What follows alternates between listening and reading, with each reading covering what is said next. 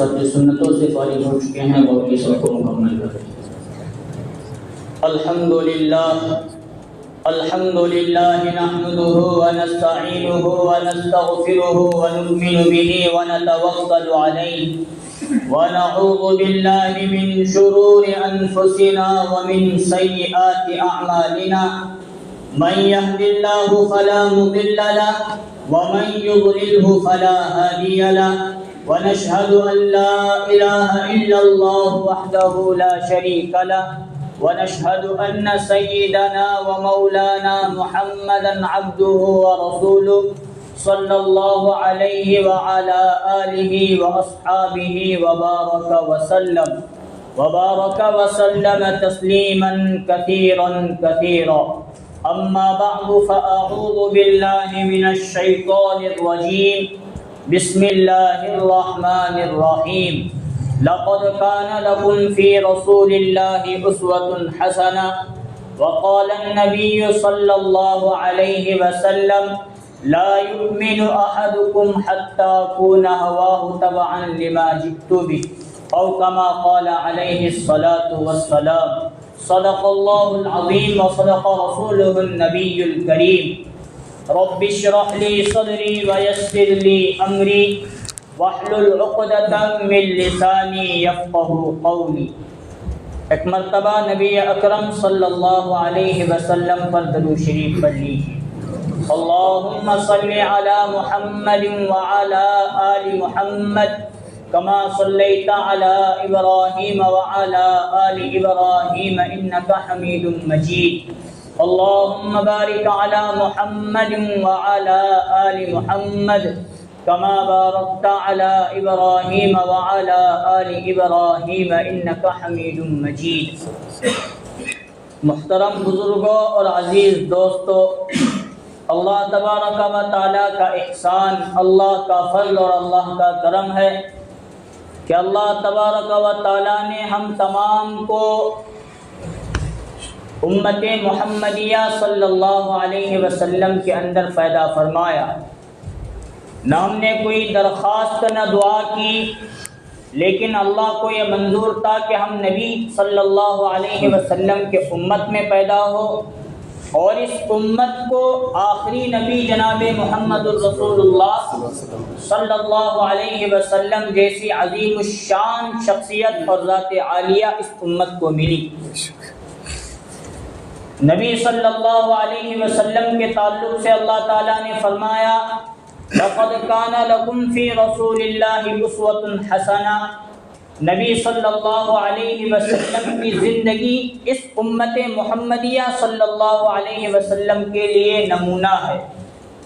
اگر نبی کی زندگی کو اپنا نمونہ بنا کر ان کی طرح زندگی گزاریں گے تو ہم دنیا میں بھی کامیاب اور آخرت میں بھی، اور اگر ہم نبی صلی اللہ علیہ وسلم کو چھوڑ کر حضرت موسیٰ علیہ السلام کی اتباع کرنے لگ جائے، یا حضرت عیسیٰ علیہ السلام کی اتباع کرنے لگ جائے، یا حضرت داؤد اور سلیمان علیہ السلام کی اتباع کرنے لگ جائے، یا حضرت اسماعیل اور حضرت اسحاق اور حضرت ابراہیم علیہ السلام کی اتباع کرنے لگ جائے، حضرت صالح اور حضرت نوح علیہ السلام، یا حضرت آدم علیہ السلام سے لے کر حضرت عیسیٰ علی نبینا علیہ السلام تک جتنے انبیاء دنیا میں تشریف لائے، ہم نبی کو چھوڑ کر ان انبیاء کی اتباع کرنے لگ جائے تو پھر بھی ہماری کامیابی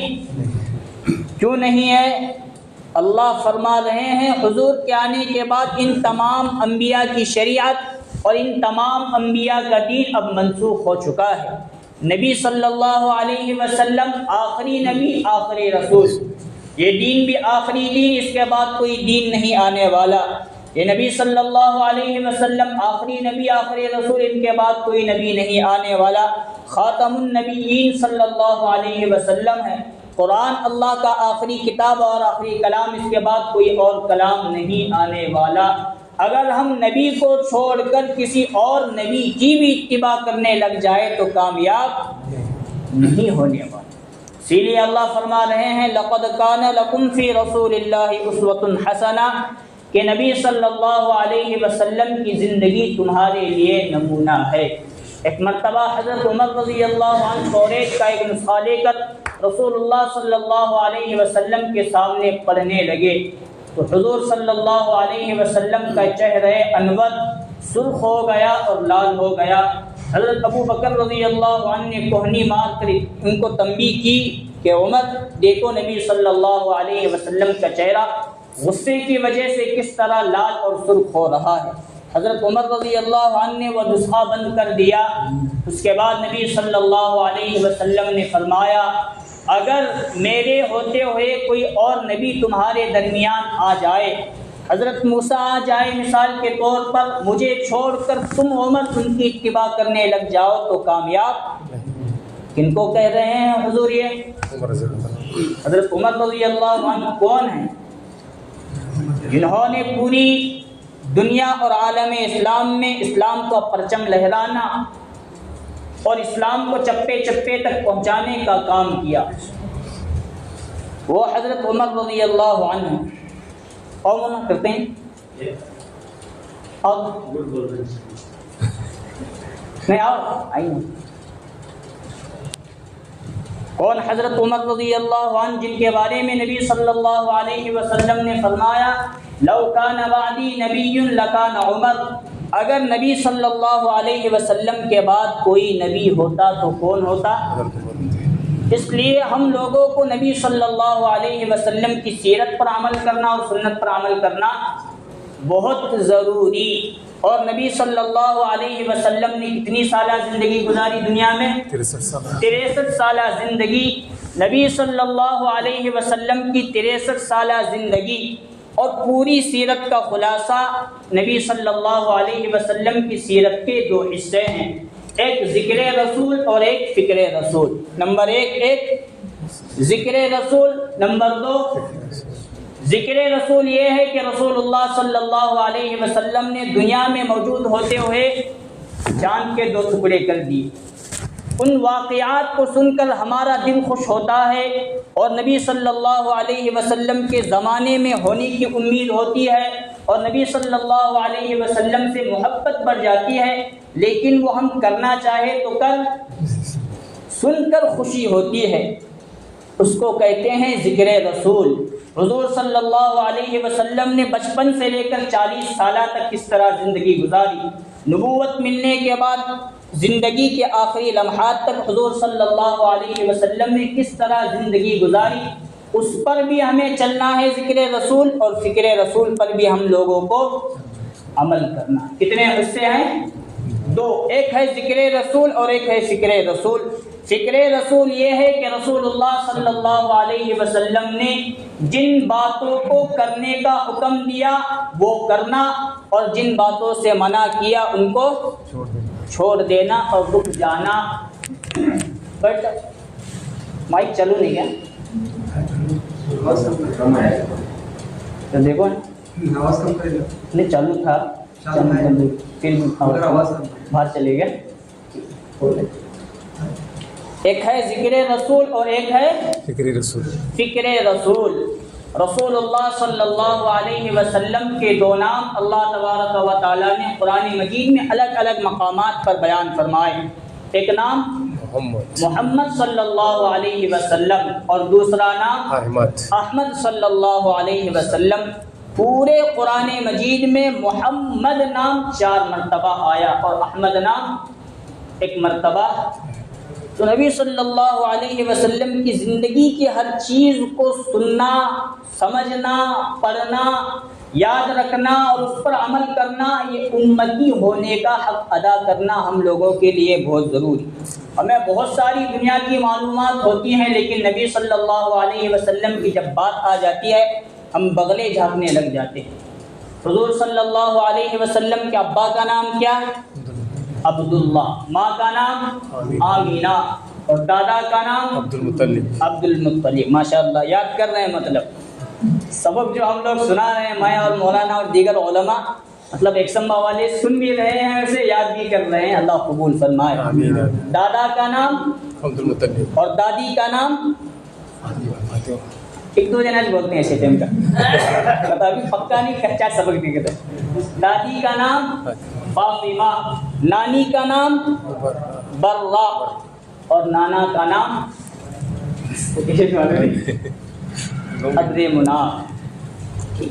یہ چھوٹی چھوٹی معلومات ہیں، حالانکہ بہت ساری باتیں اور ہیں نبی صلی اللہ علیہ وسلم کی زندگی کے، اسے تو یاد کرنا بہت ضروری.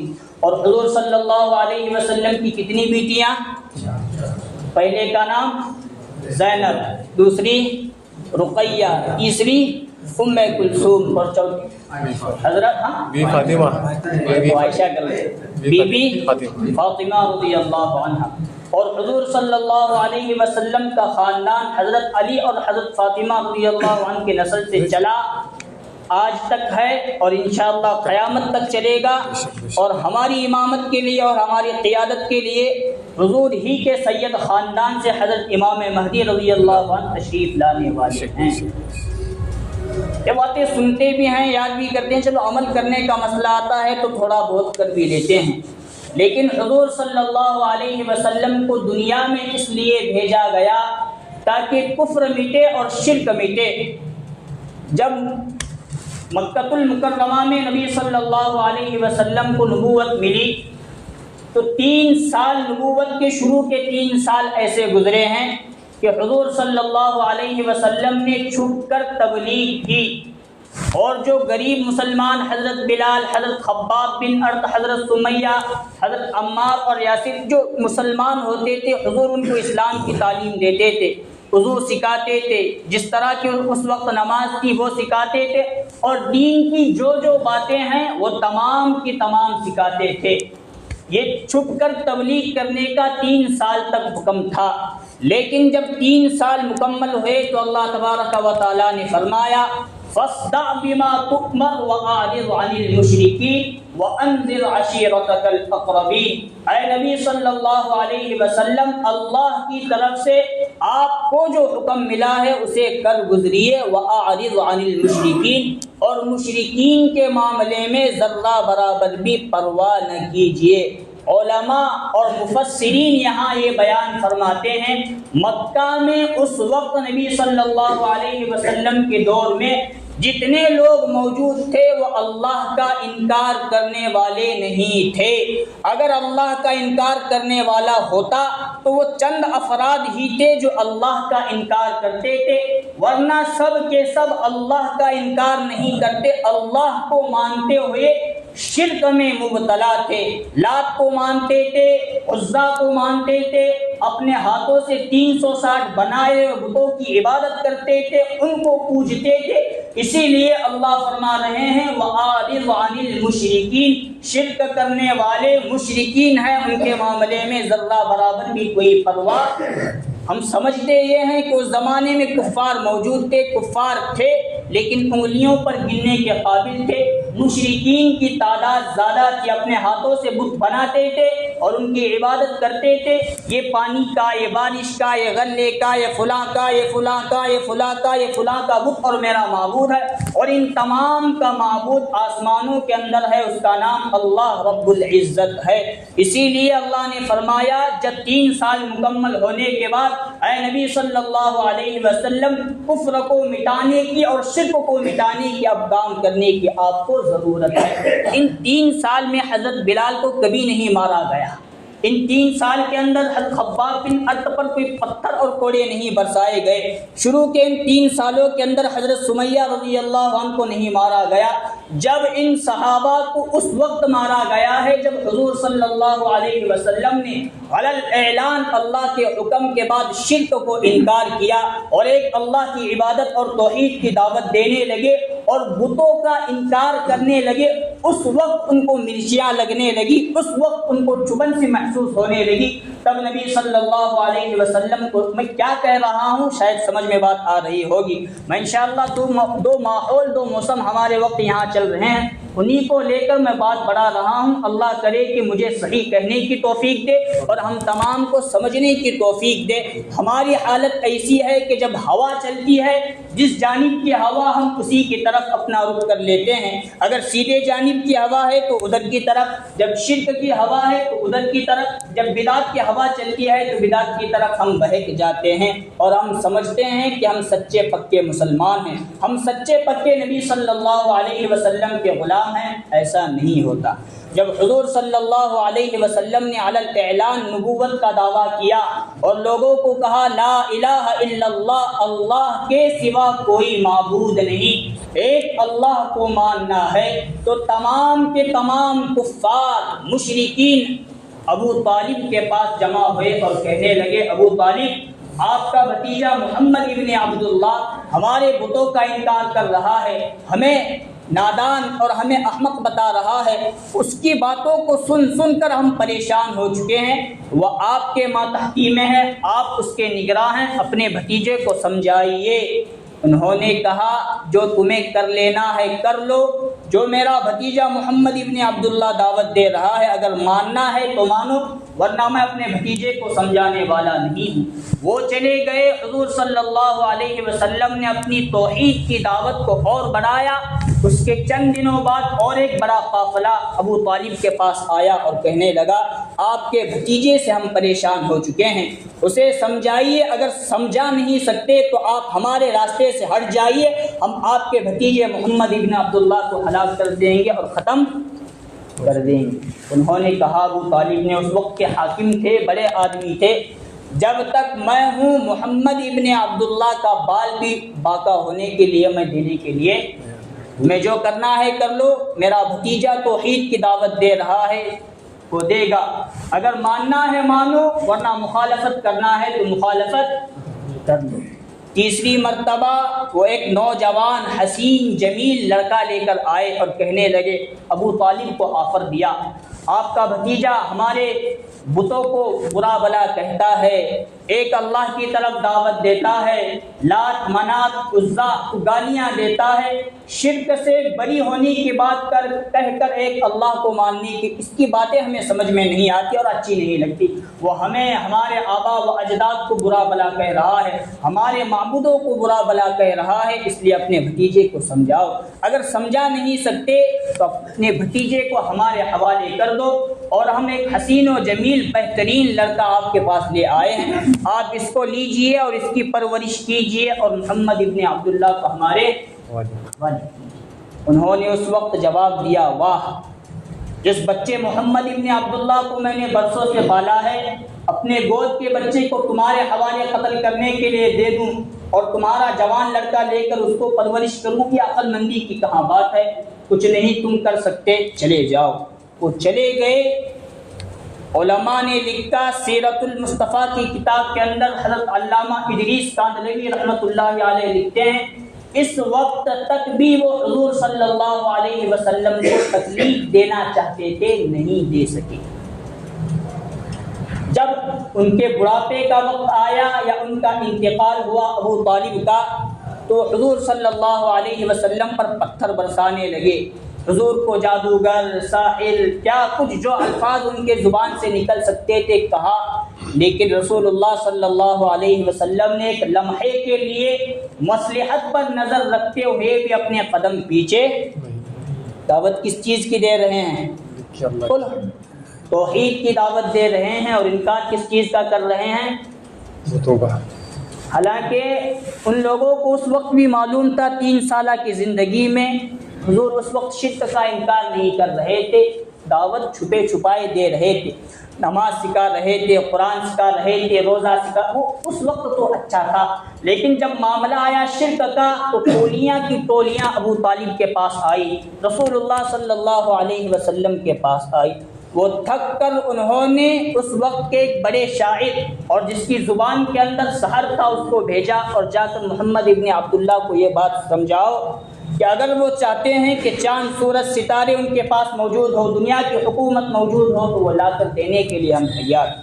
حضور نے فرمایا اگر مال کی مجھے محبت ہوتی تو مال میرے پاس کب کا کب آ جاتا، دنیا کی حکومت چاہتا تو کب میں پوری دنیا کا بادشاہ بن چکا، میں تو اللہ کی طرف سے نبی اور رسول بنا کر بھیجا گیا ہوں، میرا کام ہے تم لوگوں کو دعوت دینا، تمہارا کام ہے اگر اللہ نے توفیق دی تو مان لینا اور کامیاب ہو جانا، اور اگر اللہ نے تمہارے مقدر میں ناکامی نہیں تو جہنم تمہارا انتظار کر رہی ہے۔ پھر وہ وہاں سے مایوس ہو کر چلا گیا۔ اور رسول اللہ صلی اللہ علیہ وسلم اسی طرح توحید کی دعوت دیتے رہے۔ ابو جہل بھی تھکا، ابو لہب بھی تھکا، عتبہ، شیبہ، کفار، مشرکین جتنے تھے وہ تھک چکے تھے۔ یہ ہمارے معبودوں کا انکار کر رہا ہے، ان کو گالیاں دے رہا ہے اور ایک اللہ کی طرف بلا رہا ہے۔ تو انہوں نے مشورہ کیا کہ محمد صلی اللہ علیہ وسلم کو اب اس بات کی دعوت دیتے، جمہوریت کی دعوت دیتے ہیں کہ 1 سال محمد تم ہمارے معبودوں کی عبادت کرو اور 1 سال ہم کفار و مشرکین اللہ کی عبادت کریں گے۔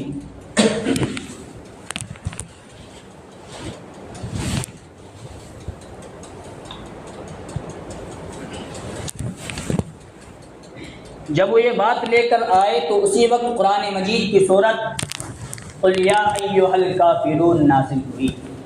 اگر حضور صلی اللہ علیہ وسلم ہم آج کہتے ہیں مصلحت کے طور پر ذرا غیروں کو راضی کر لیں گے کیا ہمارا بکھر جائے، یہی بات حضرت بلال کو بھی سمجھ میں آتی تھی، اور یہی بات کن کو سمجھ میں آتی تھی؟ 1 سال کر لیں گے، اور جب 1 سال اللہ کی عبادت کرنے کا وقت آئے گا تو ان کو اللہ کی توحید اور وحدانیت اور اللہ کی عبادت میں اتنا لگاؤں گا کہ وہ غیر اللہ کو بھول۔ یہ بات حضور کو سمجھ میں آ سکتی تھی کہ، لیکن مصلحت یہاں شرک کے معاملے میں نہیں۔ شرک ہے تو ہے، کرنا ہے، اگر واقعتاً ایک اللہ کو ماننا ہے تو شرک کے تمام دروازے بند کرنا پڑے گا، اور اگر واقعتاً ہمیں نہیں ماننا تو کفر اختیار کر لو، شرک اختیار کر لو، پھر مسجدوں کو آنا بند کر دو، پھر علماء کے بیانات میں بیٹھنا بند کر دو، پھر دعوت و تبلیغ کا مبارک راستہ اختیار کرنے کی مصلحت کے طور پر تھوڑی دیر کے لیے دوسروں کو راضی کریں گے اور چند لمحوں کے لیے شرک کر لیں گے، یہ سوچ کر رہے ہیں، اور جیسا موسم آتا ہے ہم مسلمان ویسے کے ویسے۔ بات سمجھ میں آ رہی ہے نا؟ ابھی وہی موسم شروع ہے، ابھی تک کیا ہوا کل تک میں نہیں جانتا، لیکن آئندہ کی میں بات بتا رہا ہوں، 2 چند باقی ہیں، وہاں مسلمان پھر منہ مارنے والے ہیں۔ گزشتہ میں نے دیکھا دونوں ہاتھ پر تیل لگا کر کفر اور شرک کے خلاف بات کرنے پر مجبور ہوا۔ حضور صلی اللہ علیہ وسلم کو تکلیفیں کیوں دی گئی، حضرت بلال کو تکلیف کیوں دی گئی، تمام صحابہ کو تکلیف کیوں دی گئی، اور اس وقت جس وقت میں بیان کر رہا تھا اس وقت شاید حضرت ابراہیم خلیل اللہ کے واقعات کے بیان کا وقت تھا۔ حضرت ابراہیم کو نار نمرود میں کیوں ڈالا گیا، ہجرت کرنے پر کیوں مجبور، اتنا سب سننے کے باوجود بھی ہم لوگ مصلحت ہے تھوڑی دیر کر لیتے ہیں، تھوڑی دیر ہاتھ جوڑ لیتے ہیں اور تھوڑی دیر پھولوں کی مالا، ابھی بھی وہ چل رہا ہے آج، اس لیے عنوان چھیڑنے کی ضرورت ہے۔ مصلحت یہاں نہیں چلتی بابا، ان اللہ لا یغفر ان یشرک بہ ویغفر ما دون ذلک لمن یشاء۔ شرک کے علاوہ جتنے بھی بڑے بڑے گناہ ہو وہ لے کر اگر اللہ کے دربار میں حاضر ہو جائے تو اللہ معاف فرما دیں گے، لیکن شرک کو ذرہ برابر جتنا بیان ہو رہا ہے اتنا ہی ہم ایک سمبا کا ماحول سمجھ میں نہیں ہے، جتنا بولو اتنا اور زیادہ الٹ کر کے دکھاتے ہیں۔ حالانکہ سیرت اور سنت اور قرآن کا قاعدہ یہ ہے کہ جس چیز کے خلاف بولا جائے گا وہ چیز ختم ہو جاتی ہے۔ جیسے شرک کا معاملہ تھا تو اللہ نے حکم دیا اس کے خلاف بولو، حضور نے بولنا شروع کیا، مکہ کیا پوری دنیا سے شرک ختم ہوا۔ بدعت کے خلاف بولو تو بدعت ختم ہوتی ہے، لیکن ہمارے یہاں ایک سمبا کا ماحول کیا، نمازوں کے فضیلت سناؤ نماز کو نہیں آتی، وعیدیں سناؤ تو اور زیادہ نہیں آتے ہیں، توحید کی بات بیان کرو تو اللہ کو ایک نہیں مانتے، کفر اور شرک کے خلاف بات بیان کرو تو اور زیادہ وہ ماننا شروع کرتے ہیں۔ سمجھ میں نہیں آتا کہ بنی اسرائیل کا کوئی آدمی یہاں آ کر آباد ہوا کیا مطلب، حضرت موسیٰ پاس بنی اسرائیل تھے، کچھ نہیں مانتے تھے، کیا کچھ حضرت موسیٰ کے ساتھ کیا گیا پتہ نہیں۔ نوجوانوں کو کہتے ہیں بابا بدعت وغیرہ نہ کرو، اللہ کے رسول کے نام پر کچھ ادھر ادھر کے واویلا نہ مچاؤ، وہ لوگ کہتے ہیں، بڑوں کو سمجھاؤ مولانا، انہیں کرتے ہیں سو، مطلب ابھی بڑوں کے کندھوں پر ذمہ داری ہے. ہم سدھرے، نوجوان سدھرے. نوجوان کب سدھرنے والے؟ جب بڑے بچوں کو پوچھے تمہیں بابا اس میں کی شریک ہوتے ہیں تو انہیں کیا جواب دیتے ہیں؟ ہمارے بڑے نوجوانوں کو دیکھ رہے ہیں، ادھر ادھر ناچنے تو ہمیں بھی کرنے والے. نوجوان کسے دیکھ لگے اور ہمیں کیا دیکھ رہے ہیں؟ ہمیں کیا دیکھ رہے ہیں جناب؟ مصلحت. تو پھر کفر بھی پھیلتا رہے گا. دعوت و تبلیغ کے کتنی ہی جماعتیں جائے اور آئے، علماء کتنا ہی بیانات کرے، کتنی ہی قرآن مجید کی تفسیریں بیان کرتے رہے، پھر فرق نہیں آنے. جب تک ہم میں سے ہر شخص یہ ذمہ داری نہیں لیتا کہ میں جب اپنی اصلاح نہیں کرنا چاہتا تو پھر اللہ بھی ہدایت نہیں دینے والے، بدلنے والے نہیں ہیں.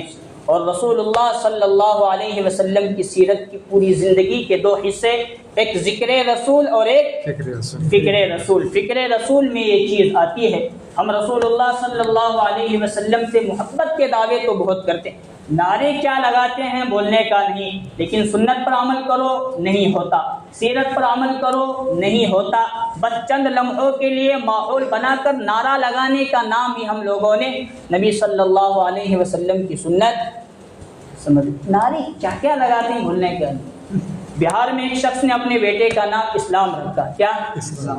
اور بیٹے کو لے کر ایک مرتبہ ٹرین میں سفر کر رہا تھا. تو بچے ہوتے ہیں 10-12 سال 15 سال کا. بھوک لگی تو اسٹیشن پر ٹرین رکنے کے بعد بچہ اتر کر دکان سے کچھ لینے کے لیے گیا. بچہ گیا تب تک ٹرین شروع. اب باپ دروازے پر یا کھڑکی پر کھڑے رہ کر بیٹا، باپ کہہ رہا ہے اسلام. پیچھے تمام کے تمام مسلمان تھے. زندہ باد. کیا پیچھے بلا رہے اور انہیں کیا سمجھے پاگل لوگ؟ ہاں، اسلام زندہ باد. بس اسی پر ہمارا نعرے بھی کچھ کام کے نہیں. کرنے کے بعد کرے تو اچھا ہے. گزشتہ محرم کے مہینے میں حضرت مولانا محفوظ الرحمان صاحب عمرین بڑے تھے، ان کی مجلس بھی تھی. ان کا بیان چکلی کے اندر، وہ بازار لگتا ہے کیا اس کا نام، گاندھی مارکیٹ کے اندر رکھا گیا. ان کو اس وقت کہا گیا کہ حضرت جس علاقے میں آپ بیان کرنے کے لیے آئے ہیں اسی جگہ محرم میں لوگوں نے، ہم مسلمانوں کے نوجوانوں نے حضرت فاطمہ کے نام پر ان کی عزت کی دھجیاں اڑائی ہیں، علی کے نام پر ان کے نام کی عزت کی دھجیاں اڑائی ہیں، اور اچھے خاصے گانے لگا کر رنڈیوں کا ناچ نچوایا ہے. اس جگہ انہوں نے کہا جب میں اسٹیج پر بیٹھا ہوں تب آپ لوگوں نے مجھے یہ بات کہی. جس وقت میں چکڑی میں قدم رکھتا اس وقت کہتے تو میں اپنا بوریا بستر باندھ کر واپس چلا جاتا. آج ہم لوگ کر رہے ہیں. خرافات کو مٹانے کی ضرورت ہے، کفر اور شرک کو مٹانے کی ضرورت ہے. رسول اللہ صلی اللہ علیہ وسلم کی جو سیرت اور جو اصل سنت ہے، جو ربیع الاول کے مہینے میں ہم لوگوں کو سننے سنانے کا موقع ہے، اس پر صحیح معنی میں عمل کرنے کی ہم تمام کو ضرورت ہے. ورنہ نام کے اعتبار سے تھوڑا بہت کر لے، نہ نبی صلی اللہ علیہ وسلم کا ذکر کہتے ہیں، نہ نبی صلی اللہ علیہ وسلم کی فکر کہتے ہیں. اللہ تبارک و تعالیٰ سے دعا ہے، اللہ تبارک و تعالیٰ ہم تمام کو نبی صلی اللہ علیہ وسلم کی صورت، سیرت اور سنت پر صحیح معنی میں عمل کرنے کی توفیق نصیب فرمائے. آمین. وآخر دعوانا الحمد للہ رب العالمین.